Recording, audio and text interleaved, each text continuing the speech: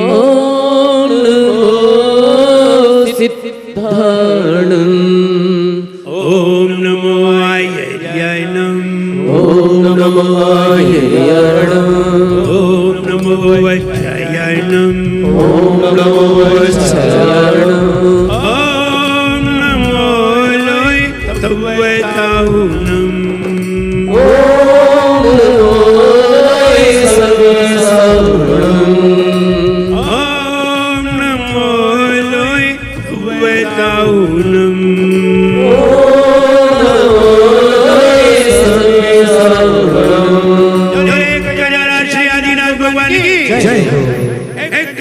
श्री महावीर भगवान की परम पूज्याचार्य गुरुवर श्री विराट जगत गुरुदेव की हिंसा वही जैन धर्म की बोलिए परम पूज्य चाचाचार्य भक्ताम भगवती साक्षात रामार वात्सल्य की पूज्याचार्य गुरुदेव नमः सागर जी महाराज की संपूर्ण आचार्य संघ की वंदनीय का संघ की जिन पूजन कर जाएगा वही भाग्य बनाएगा जिन पूजन कर जाएगा कोई भाग्य बनाएगा जिन पूजन कर जाएगा वही भाग्य बनाएगा जिन पूजन कर जाएगा कोई भाग्य बनाएगा सभी सुखों को पाएगा सभी सुखों को पाएगा सभी सुखों को पाएगा सभी सुखों को पाएगा पूजन और विधान करे रोज रोज जो दान करे पूजन और विधान करे रोज रोज जो दान करे पूजन और विधान करे रोज रोज जो दान करे पूजन और विधान करे रोज रोज जो दान करे उसके घर में हो उसके घर में सुख शांति दिखाए जीवन है पानी की बूंद कभी मिट जाए जीवन है पानी की बूंद कभी मिट जाए होली अनहोली होली अनहोली कब जाग जाए जीवन है पानी की बूंद कभी मिट जाए जीवन है पानी की बूंद कभी मिट जाए जो पूजन कर जाएगा वही भाग्य बनाएगा जो पूजन कर जाएगा वही भाग्य बनाएगा सभी सुखों को पाएगा सभी सुखों को पाएगा सभी सुखों को पाएगा सभी सुखों को पाएगा जब भी आप सवेरे उठें सवेरे जल्दी उठें उठ करके सबसे पहले कहाँ जाएं सबसे पहले भगवान के चरणों में आए और भगवान के चरणों में आकर के भी सिर्फ दर्शन ही ना करें दर्शन तो वे लोग किया करते हैं जो पूजन के योग्य नहीं हुआ करते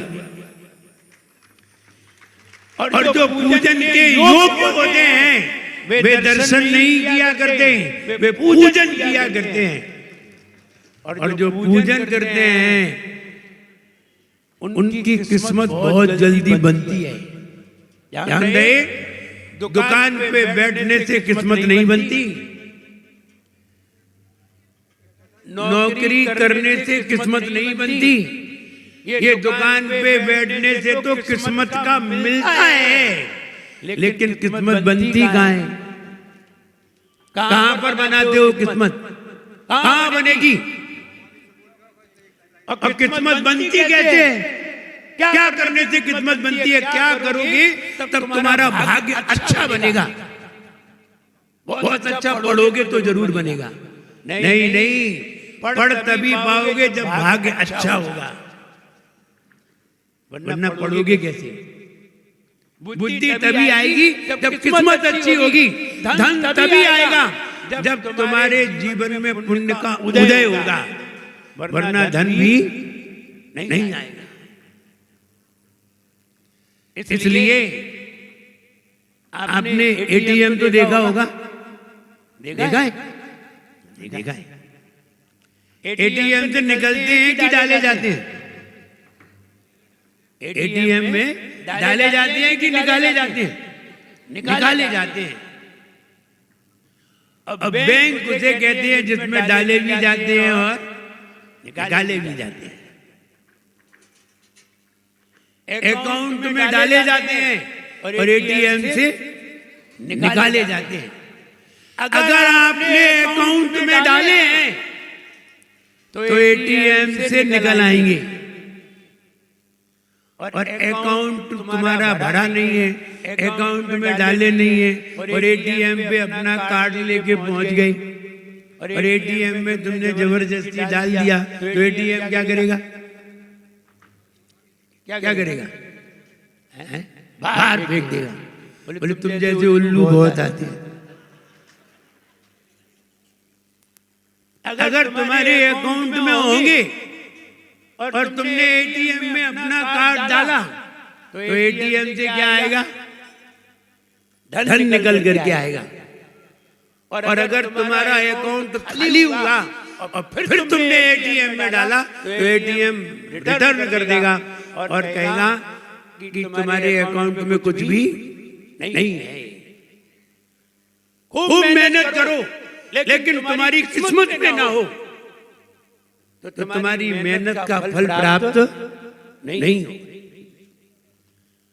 और कभी कभी लोग मेहनत कम करते हैं और मिलता ज्यादा है, और कभी कभी मेहनत बहुत करते हैं और मिलता कम है। ऐसा होता है कि नहीं? सबके जीवन में होता है कि किसी किसी के? ये सबके जीवन में है कि मेहनत बहुत करते हैं और मिलता, ये सबके जीवन में। क्योंकि उन्हें यही नहीं मालूम कि हमारी मेहनत कितनी हुई है और हमारा फल कितना होना चाहिए। नहीं, ये मालूम तो है नहीं। वो कम मेहनत करके भी बहुत फल जानते हैं, और कोई ज्यादा मेहनत करते हैं और फल कम होता है, और किसी को कम मेहनत से फल ज्यादा होता है। विचार करिए, ऐसा होता क्यों है कि कोई तो दिन रात मेहनत करता है, खूब मेहनत करता है, फिर भी उसे हानि होती है, और कोई व्यक्ति जरा सी भी मेहनत नहीं करता और फिर भी उसके बाद खूब लाभ होता है। कारण ये है जो कम मेहनत करता है, कम मेहनत कर रहा है और लाभ ज्यादा हो रहा है, ये वो व्यक्ति है जो रोज भगवान की पूजन किया करता है। वो व्यक्ति है जो रोज दान किया करता है, इसलिए इसे फल अधिक मिल रहा है कम मेहनत में। और कई लोग बहुत मेहनत करते हैं, ये वे लोग हैं जो भगवान की पूजन नहीं करते, सिर्फ दर्शन करके चले जाते हैं, और पूजन के योग्य हैं और दर्शन करके चले जाते हैं। ये मेहनत बहुत करेंगे और फल कम होगा। जो दान किया करते हैं वे मेहनत कम करते हैं, फल ज्यादा होता है, और जो दान नहीं किया करते वे मेहनत बहुत करते हैं और फल कम होता है। इसलिए सवेरे उठ करके सबसे पहले क्या करो? चाय पियो। नहीं, तो सब पी के ही आते हैं। आधे लोग ऐसे होते हैं जो चाय पी के ही मंदिर आते हैं। बताओ आते हैं कि नहीं? इसमें कितने ऐसे हैं जो बिना चाय पिए, बिना पानी पिए मंदिर आते हैं? तो भाई पता चल जाए, आधे तो यही, आधे से ज्यादा तो चाय पीने वाली है।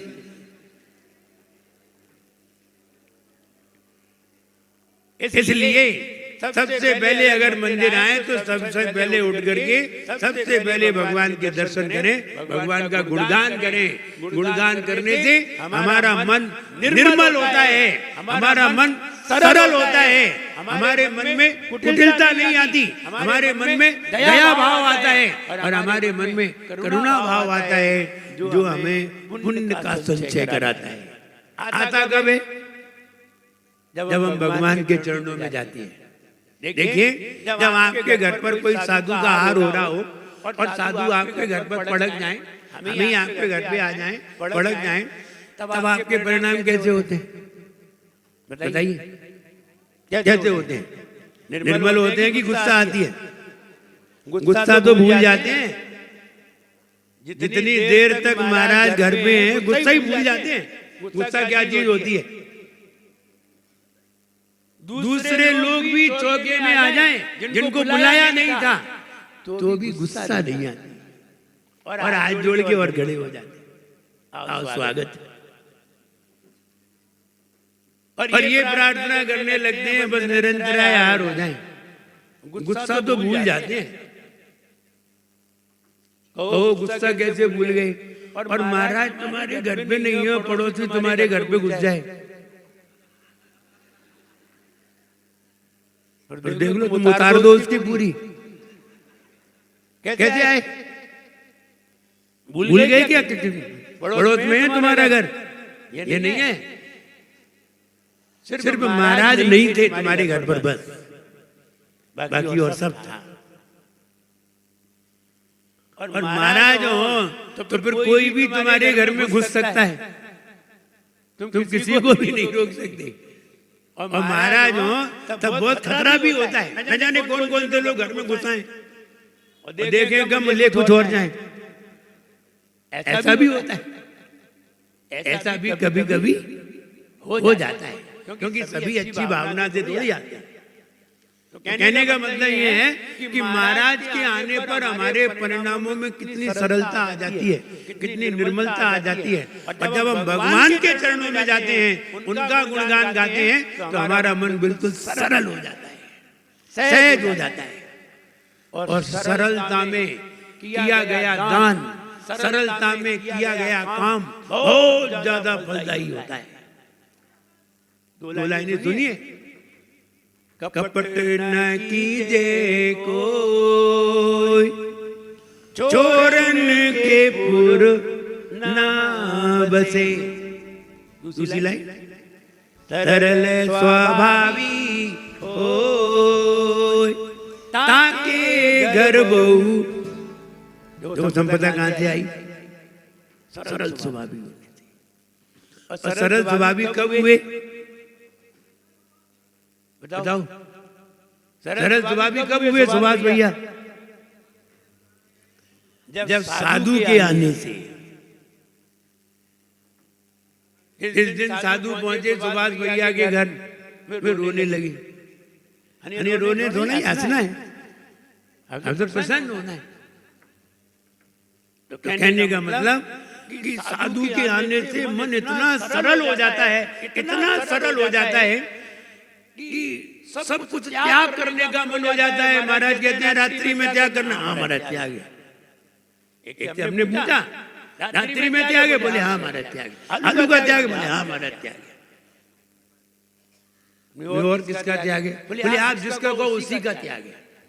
अच्छा, हमने कहा तेरा सबका त्याग है तो हार दो। उसने हार दे दिया। हमने कहा तुम्हारा सबका त्याग है? बोले हाँ हमारा सबका त्याग है, बस एक चीज का त्याग नहीं है। बोले क्या?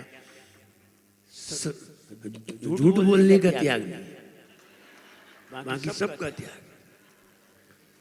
आप जो कहो उसी का त्याग है, पर ये कई त्याग नहीं है। कहने का मतलब साधु के पास हम जितने सरल होते हैं उतने सरल कहीं भी नहीं होते।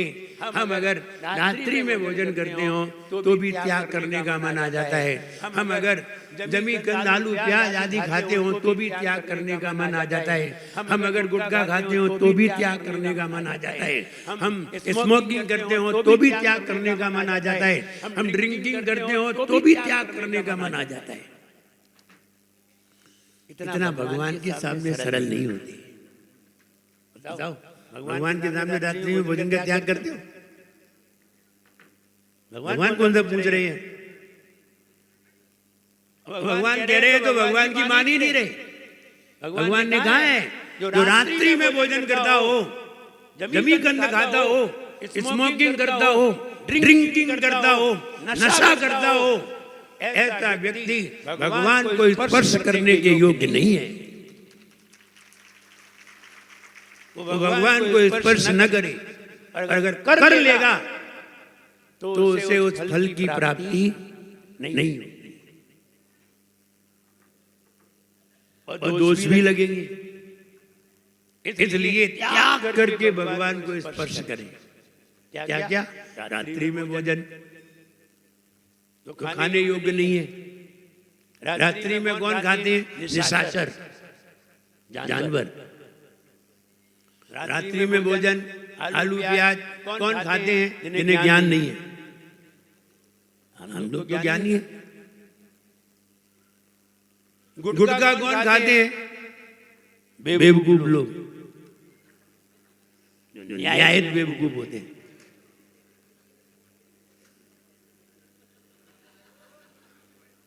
ऐसे लोग गुटखा खाते हैं जिन्हें जरा सी भी समझ नहीं होती। ड्रिंकिंग कौन करते हैं? नशैलची। इन्हें यही नहीं मालूम कि इससे हमारा सर्वनाश होगा। ऐसे लोग करते हैं। स्मोकिंग कौन करते हैं? जिन्हें अपने शरीर को बर्बाद करना है, मानसिक दशा खराब करनी है। ऐसे लोग करते हैं। समझदार लोग तो नहीं करते। समझदार लोग तो भगवान की पूजन करते हैं, भगवान का गुणगान करते हैं, अपना भाग्य बनाते हैं। इसीलिए आप देखिए, आप अपने समाज में देखिए, ज्यादातर लोग संपन्न दिखाई देते हैं। और ध्यान रहे, वे ही लोग संपन्न हैं जिन्होंने भगवान की आराधना की है और साधुओं की सेवा की है। वे लोग संपन्न हैं। आप कितने भी परेशान सही, आप कितने भी दुखी सही, और आपके पास भले ही धन नहीं है, आप भगवान का अभिषेक करना सीख जाइए और अभिषेक करिए। और अभिषेक करके अगर आपके पास कुछ भी नहीं है, धन भी नहीं है, आप कुछ भी मत करिए। आप अभिषेक करके सिर्फ 1 रुपया मंदिर में दान करिए। कितना? 1 रुपया। जब आपके पास कुछ भी नहीं है तब 1 रुपया तो होगा। बस 1 रुपया दान करिए। 1 साल में अगर आप लखपति ना हो जाओ तो कहना। 1 साल तक तो इंतजार करो।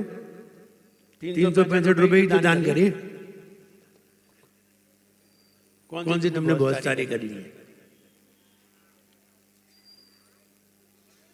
अगर आप लखपति ना हो जाओ तो कहना, और अगर आप लखपति हो तो करोड़पति ना हो जाओ तो कहना। इसलिए भगवान का अभिषेक करते समय थोड़ा सा दान जरूर करें। दान करने से हमारे घर में संपन्नता आती है, अकाउंट भर जाता है, एटीएम तुम्हें देने लगता है, वरना एटीएम बाहर फेंक देता है। इसलिए अकाउंट भरिए। अकाउंट कहाँ भरा जाता है? अकाउंट में कहाँ डाले जाते हैं? बताइए, कहाँ पर जाने पर अकाउंट में डालते हैं? बोलो ना। बैंक में। ये बैंक है। मंदिर क्या है? बैंक। महाराज क्या है? बैंक। महाराज तो बढ़िया एफडी है ना। यहाँ 1% ब्याज नहीं मिलता है। यहाँ तो फटाक से दूने चौगने होते हैं। इसलिए महाराज क्या है? बैंक। भगवान क्या है? बैंक। अपना अकाउंट खुलवाओ और डालो। और दुकान क्या है? बैंक। एटीएम। यहाँ डले होंगे तो वहां से निकल आएंगे, और यहाँ डले ही नहीं है तो वहां से कुछ नहीं आएगा। इसलिए हम यहाँ भगवान की आराधना करें, पूजन करें, किस्मत बनाएं, भाग्य बनाएं। और जैसे जैसे भाग्य बनेगा वैसे वैसे तुम्हारा मन भी निर्मल होगा। मन तभी अच्छा होता है जब भाग्य अच्छा हो, वरना मन भी खराब होता है, मन भी खराब होने लगता है। और आप भगवान की पूजन करके गए, भगवान की आराधना करके गए, साधुओं को आहार दे के गए, मन तुम्हारा बिल्कुल सरल हो गया, निर्मल हो गया, फिर आप दुकान पे बैठे तो जितने भी ग्राहक आएंगे वो तुम्हारी वाणी सुनकर के प्रसन्न हो जाएंगे। क्या बढ़िया शब्द बोलते हैं, कितना सरल व्यक्ति है, ग्राहक ज्यादा आने लगे। ये तरीका है। गए मुंह लटका के घर में गुस्सा होकर के और टेंशन में बैठे हैं दुकान पे, ग्राहक तुम्हें देख करके बाजू में खिसक लेगा। इसलिए प्रसन्न होने के लिए सबसे पहले जो दुनिया में सबसे ज्यादा खुश है उसके पास जाना चाहिए। जो दुनिया में सबसे ज्यादा प्रसन्न है कौन है? ढूंढो, सबसे ज्यादा प्रसन्न कौन है बताइए? सबसे ज्यादा प्रसन्न, सबसे ज्यादा सुख से है भगवान। इसलिए सबसे पहले भगवान के दर्शन करो, भगवान की आराधना करो, भगवान की पूजन करो, जिससे तुम्हें कुछ शांति और सुख आनंद महसूस हो, मन प्रसन्न हो। और उनसे कम खुश हैं तो कौन है? तो महाराज लोग हैं, इनके पास जाओ। क्या देखने गए हो? खुशी देखने। भगवान के पास क्या देखने आए हो? खुशी। महाराज के पास क्या देखने जाते हो? खुशी। घर में क्या देखने जाते हो? खुशी। घर में और खुश। भैया की बातें, घर में और खुशी। अरे खुशी के लिए घर होता ही नहीं है, खुशी के लिए ही तो घर छोड़ा जाता है। तुम घर में खुशी ढूंढ रहे हो, घर में जाकर के लोगों को घर में जाते ही चक्कर आने लगते हैं। न जाने कौन सी डिमांड आ जाए अभी, न जाने कौन सी डिमांड आ जाए। तो घर में जाते ही झंझट खड़े होते हैं, ये लाओ, ये करना है, ये करना है, ये करना है। शांति कहाँ मिलती है? शिखर जी में। शिखर जी में शांति क्यों है? भाई घर छोड़ के आए,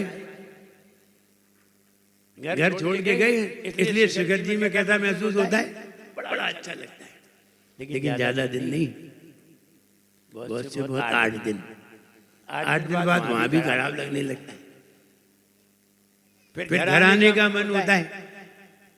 तो जब हमारा मन निर्मल होता है, सरल होता है, तब हमारा मन मंदिर जाने का होता है, महाराज के पास जाने का होता है। और जब हमारा मन सरल नहीं होता तब हमारा मन घर जाने का होता है। ये दोनों में अंतर है। आप सभी लोग भगवान की आराधना में शामिल हुए और महा आराधना में शामिल हुए हैं।